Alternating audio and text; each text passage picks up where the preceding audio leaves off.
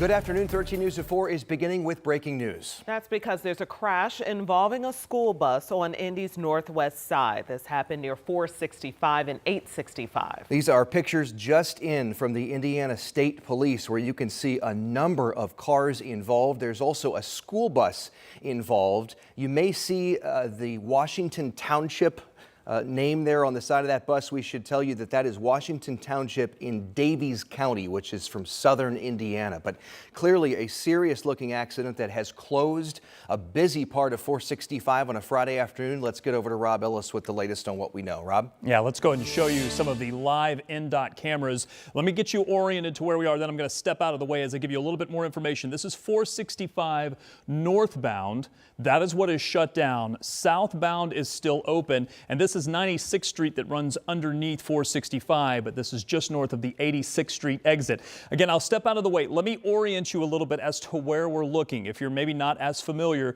with this side of town. Yes, this is kind of close to the Traders Point area. This is the 465, 865. This is 865 here interchange. The accident is located right there. It's just past the 96th Street bridge.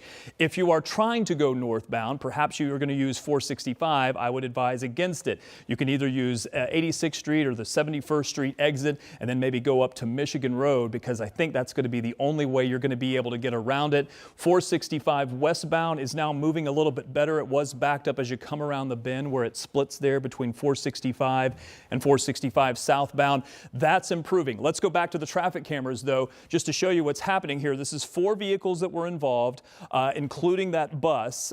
Right now we have information that the injuries are not serious, but we're still trying to get a little bit more information on that. And keep in mind, this has the interstate blocked, so the traffic, as we take a look a little farther to the south at 86th Street, the traffic is blocked and is being told to exit. Now, this is already a very active area of town on this time of day, so you can imagine that the side streets here, 86th Street, also 96th Street, approaching 465, are going to be very busy until they're able to clear those vehicles, do their investigation, and get that out of the way and make sure that everyone is safe, as well as the law enforcement personnel and the emergency workers that are on the scene at the time. And we're just learning, Rob, from INDOT, the Indiana Department of Transportation, that 5 people were transported to the hospital. But as you mentioned, we've been told by state police that none of those injuries is serious, which is certainly good news. We'll continue to monitor that. Yeah, it's great news. We always get a little concerned when we hear about a school bus too. All right, now to our other big story, the weather. It is just beautiful out, but there are winds of change, folks. If we take a look at Future Track 13, there is a system coming toward us, bringing with it strong winds, going to be gusts, storms, and snow showers too, Rob? Yeah, I mean, this is a really powerful system, and it's not just here. We're talking about dust storms in parts of Oklahoma and Texas. We're talking fire weather concerns there where they have ongoing fires. This is a really big storm. Blizzard warnings in the Dakotas, severe aspect of this, and tomorrow a severe outbreak of tornadoes in the south. I mean, this is going to be a really far-reaching system. We have to deal with it over the next 24 hours. So let's get right into it and show you what you can expect. The bullseye is really 2 hour west. That's where the severe threat is going to be the highest. But as we get into the evening and overnight, that will continue to move east and will spill over into our area for some time overnight tonight. The big question is, once this starts to initiate, and we're already getting a little bit of a sign of that, how much of this is going to hold together once we lose a little bit of the heating of the day? And the timing has slowed down just a little bit. So temperatures are warm. We're 77 currently. Record high today, by the way, is 81 degrees. It's 84 in St. Louis, and that's a lot of the heating of the day that these storms are going to be fueled off of. Look at the wind advisories and wind warnings. Wind warnings from Mexico all the way up to Canada. That's how far-reaching this system is. Blowing dust right now across parts of Texas, ongoing wildfires, 83-mile-per-hour wind gusts. Parts of the interstate there are shut down from semis being flipped over. Then there's the severe weather aspect, which is what what we will be dealing with overnight tonight. Now, as I mentioned, the focus is going to be to our west, but as those storms cross the state line, they should be weakening, but there may be enough severe potential here sometime after midnight to about maybe 2 a.m. where we could see those storms have the possibility of some very strong winds over 60 miles per hour. And yes, there is a tornado threat. Although the good news here is that it will be weakening. The question will be how much will be left from this system as it moves on through. This is just the first of 2 rounds. I'm going to walk you through each of these rounds, what to expect. Keep in mind, this is overnight tonight, so make sure you have ways to get those notifications, perhaps on your phone or a NOAA weather radio. Thank you, Rob. Yeah.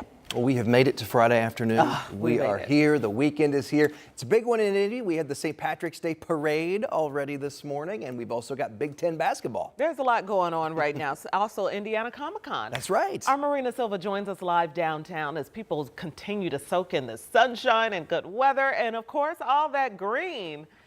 Hey, Marina. Dustin and Felicia, you cannot beat this weather for a Friday in March. It is a perfect way to kick off St. Patrick's Day weekend.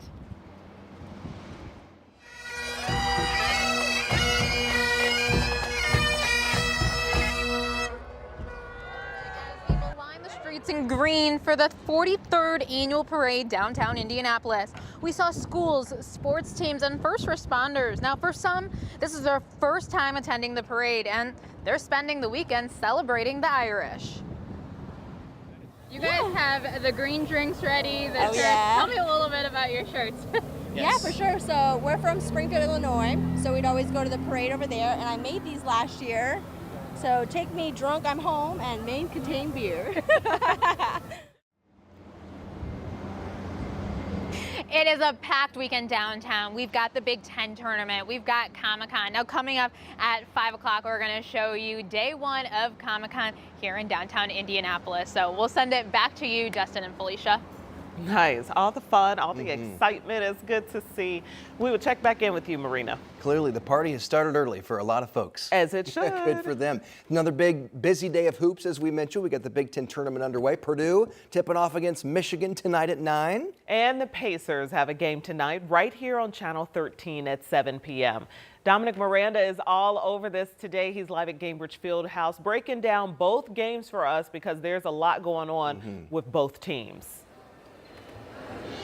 Yeah, no doubt about it. What's better than this, you guys? It's an absolutely gorgeous day outside. Basketball all day. We got Boiler Up on a Friday. Holy smokes, that scared the you-know-what out of me, right?